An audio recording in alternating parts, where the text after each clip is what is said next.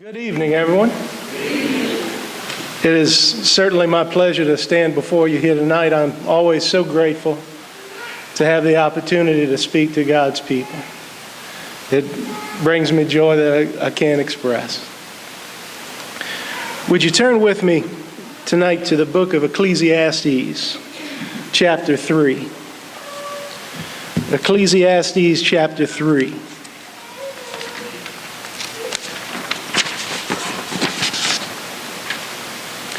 The last time I spoke to you several months ago, after service, everyone said that I did a good job, and I got invited back to speak tonight. So I'm guessing I must have did okay. I think that's always a good sign for a preacher when he gets asked back. If you would read with me in Ecclesiastes chapter 3. We're going to read verses 1 through 8. To everything there is a season, a time for every purpose under heaven. A time to be born and a time to die. A time to plant and a time to pluck what is planted. A time to kill and a time to heal. A time to break down and a time to build up. A time to weep and a time to laugh, a time to mourn, and a time to dance, a time to cast away stones, and a time to gather stones, a time to embrace, and a time to refrain from embracing, a time to gain, and a time to lose, a time to keep, and a time to throw away, a time to tear, and a time to sow, a time to keep silence, and a time to speak, a time to love, and a time to hate, a time of war, and a time of peace. We find ourselves again at the end of another year. We're gathered here once more on the last Sunday night of a year. And it seemed appropriate to me to speak to us tonight about time. Those months ago when Eric asked me to speak tonight, instantly in my mind popped this idea for this sermon. And it's one that I've actually been working on for several years. It's been on the back burner in my mind for quite a time. And I believe without a shadow of a doubt that the Lord wanted me to share this with you tonight. When we think about time, the idea of time is something that captivates our society. It's become such a part of our culture as we try to grasp this intangible thing. Who can remember Marty McFly going Back to the Future? Time is pervasive in our movies. This movie has transcended generations. He turns a DeLorean into a time machine. Back in 1895, there was a novel written called The Time Machine, written by H.G. Wells, where there's a man who tells this incredible story to his friends about this machine that he built that allowed him to travel into the future. This novel, which was later made into a movie, is credited as being the very first science fiction novel, changing the landscape of our culture forever. I think about the music that we have in our culture that so influences us, and all the many songs about time. I was born in the tail end of 1969. So the music I grew up with mostly was 60s, 70s, and 80s when I was in high school. Back in 1981, there was a really popular song by a band called Styx. And the name of that song was Too Much Time on My Hands. Who can imagine having too much time on their hands? Maybe when we're young, when we don't have a concept of time, but as we get older and we're chasing the dream and paying mortgages and doing everything that we do, it never seems to be enough time. I remember a fellow by the name of Jim Croce. He was trying to save time in a bottle.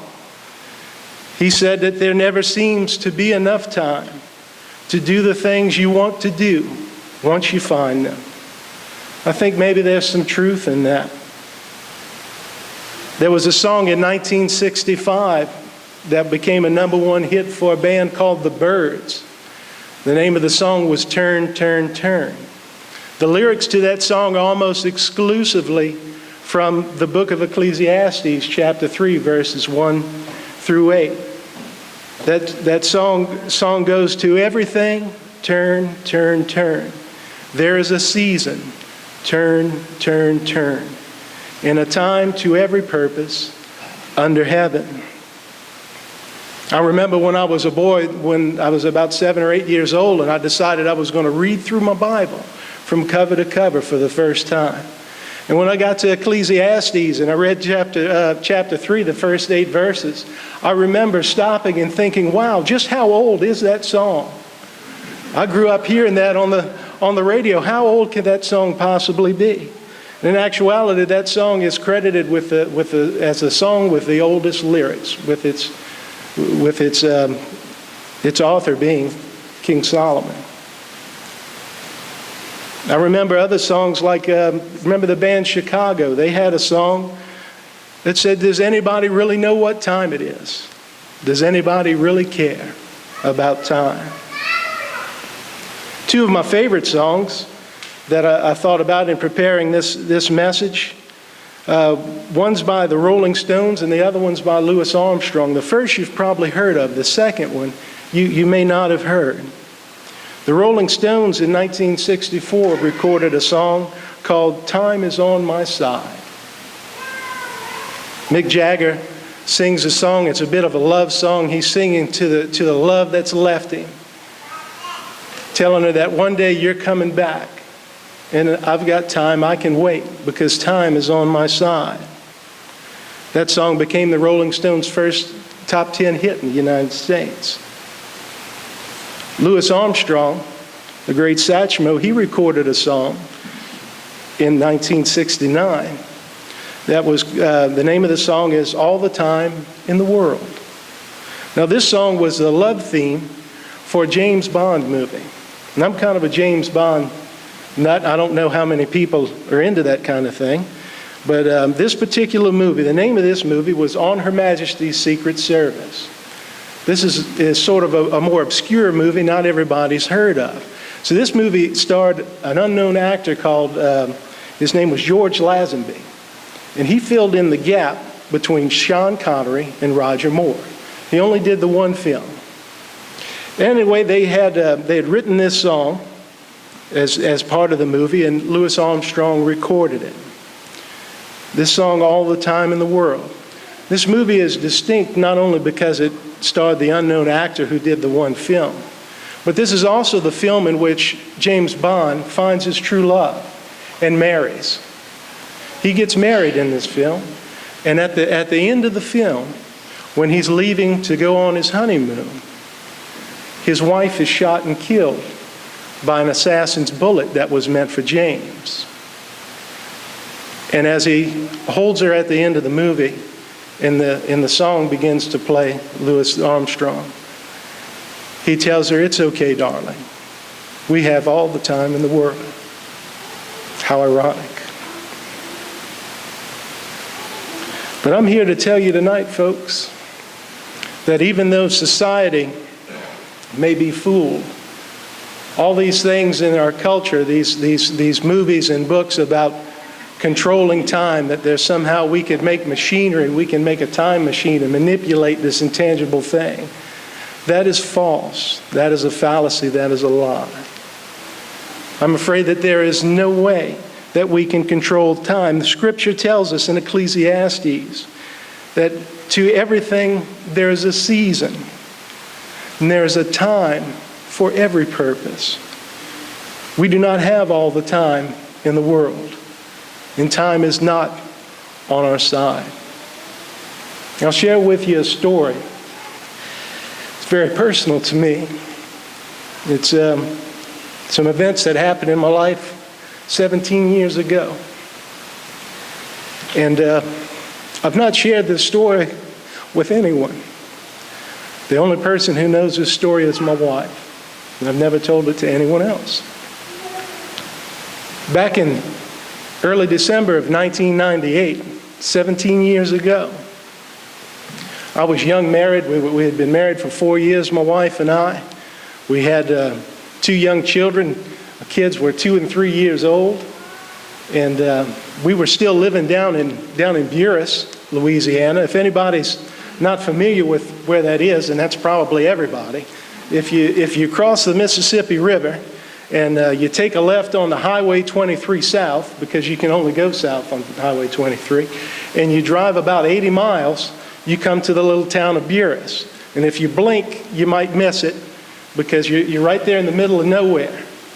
And if you drive about 30 minutes past nowhere, you end up running out of highway and you hit water.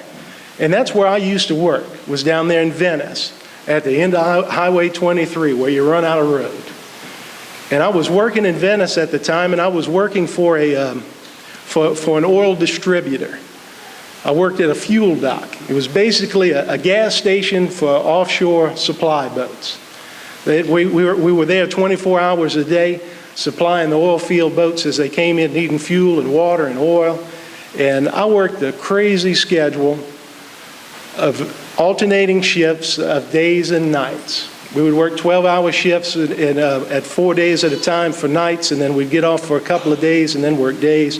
And it was back and forth, and honestly, with the 2 and 3 year old at home and going back and forth, I didn't know whether I was coming or going. And the way the shifts worked out, whenever we got off of work, we had a paycheck in the bank, direct deposit, great thing. Always money there. Whenever we got done with the shift, I got paid. And it was our habit that whenever I had my days off and we had gotten paid after we paid our bills and figured out what we had left, we would load the kids in the car and we'd drive to town. Now, what we in Buras called town was anything past Belle Chase. Once you got to Gretna or went beyond that, we were in town. That's what we called town. You know, we had to drive 60 miles to see the first red light where we lived. So we would come to town and we'd go do our shopping. And there was always things that you needed, especially with little ones. You always needed some kind of supplies or picking up food. And you had to go to Walmart. You know, everybody's got to go to Walmart and you get all this stuff because it's so much cheaper than at home. So we would go to Walmart and we'd do everything that we had to do. And just about the time I'm thinking, okay, we're done, we can head home, my wife wants to go to the mall. And so she takes me to the shopping mall. Now, this particular time that I was off of work, when I got off my hitch, I'd just come off a night hitch. I just worked 4 12-hour nights. And the way our days off worked, that whenever we got off our last day at 5:30 in the morning, that began our first day off. So I'd gone home that morning and slept for 3, maybe 4 hours and had gotten woken up by an excited wife who was ready to go shopping. So we were heading to the mall, and I'm running on 4 hours of sleep. And if any of you have not had the pleasure of shopping Walmart with a 2 and 3 year old, and then getting drugged to the mall for what seemed like an eternity, I would not recommend it. I wouldn't try it. So we found ourselves at the shopping mall. We were at Oakwood Mall there on the West Bank. And it's early December, and all the Christmas stuff's there, and the kids are fascinated by everything, and my wife's fascinated by everything because it's almost Christmas, and she's picking up things for Christmas and gifts and things and this and that. And of course, we've got to go through all the shops and all the stores, and we've got to take the kids through the toy store, and they do their thing and running around, and I've got 4 hours of sleep, and I don't know whether I'm coming or going. And we're going and going and going, and finally, it's time to leave. And by this time, it's about 6 o'clock in the evening. I'm exhausted. I've been pushing 2 little ones around in the stroller all afternoon. I'm loaded down with packages like a pack mule. I've about had all I can stand. And I see the exit door, and we're ready to leave. And then all of a sudden, the kids start going bananas in the stroller. And it's like, what now? And on the way out the door, there's a little kiosk in the middle, a little candy shop where they're selling candy. And of course, the kids saw the candy, and of course they wanted candy because, well, they're 2 and 3 years old. And we're looking at all the candy and all the things. They've got all the Christmas stuff out there. And so, of course, we had to stop. And my wife gets in, she's looking at different things that they have, and I'm standing there just wishing I was anywhere else. And I spotted candy apples. And when I saw the candy apples reminded me of my mother. My sweet mother has always been an uncomplicated person. Not into jewelry or, fine things, didn't need to have the best of everything. But there was a few things that she has always truly enjoyed. And in my memory, candied apples was one of those things. Whenever there was a fair or any kind of a carnival in town, we always made our way there. And my mother always returned home with a candied apple, one of her favorite things. And when I saw that candied apple, I thought of my mother. And I thought to myself, it's like, I ought to get one of those for Mom. We could stop by Mom and Dad's house on the way home. They live 5 minutes away from my house down in Buras. But then I started thinking about having to get the kids out of the car one more time. That's another trip out and back into the car seats. Adam was Houdini. He could get out of anything. We had to strap him in that thing. I added straps to the car seat to keep him in it. It was incredible. He was truly a Houdini. I'm already exhausted, and I just want to go home and go to bed. I'm running on 4 hours sleep. I've been through Walmart and the mall. I'm just done. I want to go home. And I'm looking at that candied apple, and I'm thinking, if I get that, then I need to stop and see them. If I stop and see my parents, then that's one more trip in and out of the car with the kids, and we're going to be there at least an hour, and that puts me that much later getting home and getting to bed, and I'm tired, and it's like, what? I'm not going to get that thing. I'm not going to buy it. It never occurred to me that I could have just brought it to the next day. Never happened. The next day I was going to go see him anyway. But that just didn't occur to me at the time for whatever reason. So I passed on the candy apple. I didn't get it. I decided that I wasn't going to take the time to stop at my parents' house that night. I was just going to go home and go to bed. I was tired. The next morning, about 6:45 in the morning, my phone rings. I answer the phone. It's my sister. She's frantic. My father's had a heart attack. They've loaded him in the ambulance after working on him for about 45 minutes at the house. They've loaded him up, and they're heading up to Port Selfer, about a 30-minute ride from my house, to the nearest hospital. They load him in the ambulance, and they're on their way. Mom's riding with them. But my sister tells me it's taken them a long time to get there because the fog is really bad. You know what our weather gets like around here this time of year, where we have our hot days and cool nights and lots of moisture turns into fog, lots of foggy mornings.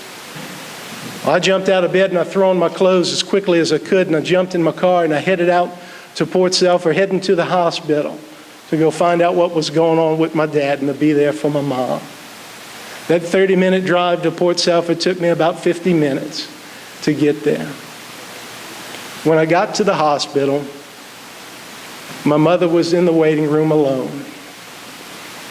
When she saw me, she began to cry. She said they've been back there with him for so long. Said he was hurting so badly. They've been working on him for so long.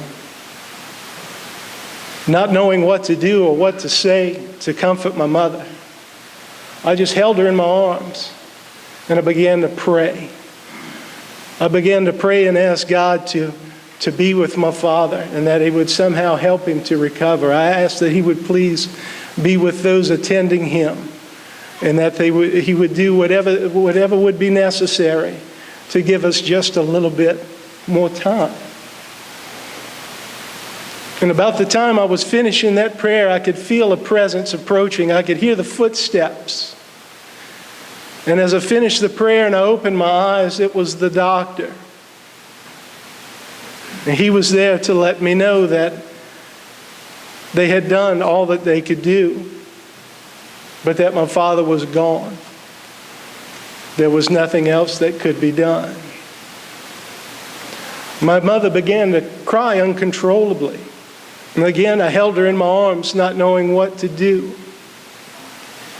And after a few moments of crying uncontrollably, suddenly she stopped. And she backed away and she looked at me. And she said words I'll never forget.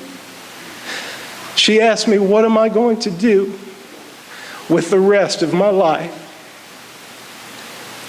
And friends, in that moment, I knew beyond a shadow of a doubt that time is not on our side, that we do not have all the time in the world.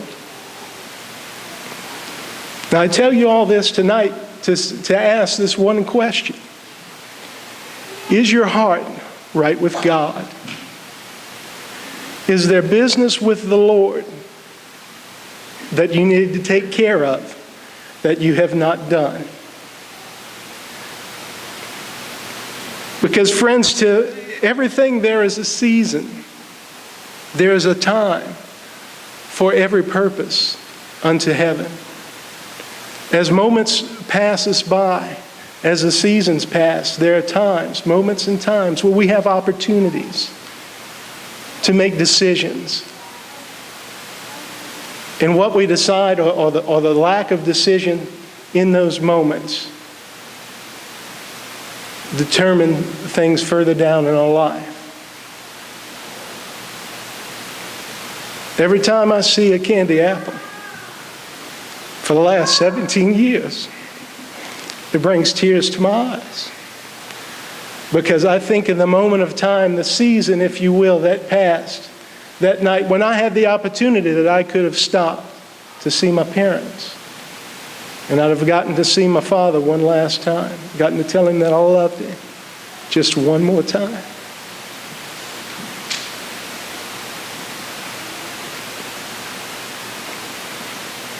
But there's a time for every purpose, and for everything a season. Opportunities pass us by. And I want to ask you tonight, is your heart right with God? Are you letting an opportunity, a moment in time, a season, are you letting that pass away tonight? I don't know what your situation is. Maybe, I'm guessing most of us here are Christians. Most of us have given our life to the Lord.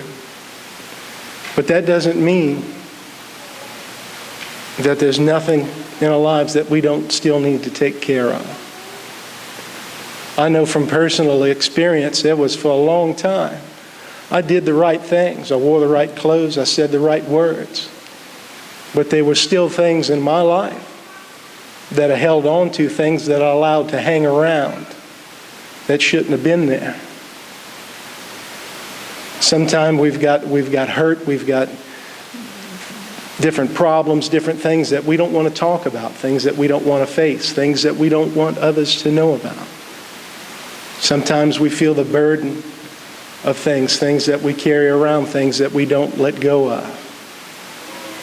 You might be carrying around a backpack size weight of burden. You may be dragging around a 5-piece set of luggage full of things that are burdening you, that are hurting you, that are weighing you down. And I want to ask you tonight to consider the opportunity to come and to lay those burdens upon the Lord. Jesus can handle the weight. He bore the sins of the entire world. Surely he can handle what's burdening you. If there's anyone here tonight who hasn't committed their life to the Lord, you've not taken that step to commit yourself to Christ, to put on Christ through baptism, having your sins washed away, repenting of all those things that you've done in the past, all the things that have given you a life of pain and regret. You want to move past that. You want to start over. Tonight's the night. Don't let the season pass. You have an opportunity in time now. Time is not on our side. We do not have all the time in the world. This could be your last chance. Won't you come? Won't you come while we stand and sing together?